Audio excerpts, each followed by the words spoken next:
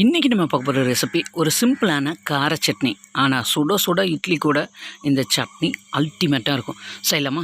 இப்போ நான் அரை கப் அளவுக்கு தேங்காயும் ஒரே ஒரு பெரிய வெங்காயம் எடுத்திருக்கேன். இது கூட காரத்துக்கு ஏற்ற மாதிரி நீங்கள் வரமிளகாய் இதோட சேர்த்துக்கோங்க. இப்போ ஒரு மிக்ஸி ஜாரில் நம்ம எடுத்து வச்சுருக்கிற அரை கப்பு தேங்காய், பெரிய சைஸில் ஒரு பெரிய வெங்காயம் எடுத்திருக்கேன். அந்த பெரிய வெங்காயமும் இதோட சேர்த்துட்டு தென் இது கூட எடுத்து வச்சுருக்கிற காரத்துக்கு ஏற்ற மாதிரி நான் ஒரு 3லேருந்து 4 வரமிளகாய் இதோட சேர்த்துக்கிறேன். இந்த சட்னிக்கு மெயினாக நான் ஒரு சின்ன பீஸ் வெல்லம் இதோட ஆட் பண்ணிக்கிறேன். ஆட் பண்ணிவிட்டு புளியும் கொஞ்சமாக வச்சுட்டு இந்த கார சட்னிக்கு தேவையான அளவுக்கு உப்பு ஆட் பண்ணிவிட்டு நல்லா ஒரு 90% குறப்பாக அரைச்சிட்டு தேங்காய் எண்ணெயில் ஒரு டீஸ்பூன் கடுகு உளுந்து கொஞ்சமாக கருவேப்பிலை போட்டு தாளித்து இதோட மிக்ஸ் பண்ணிடுங்க.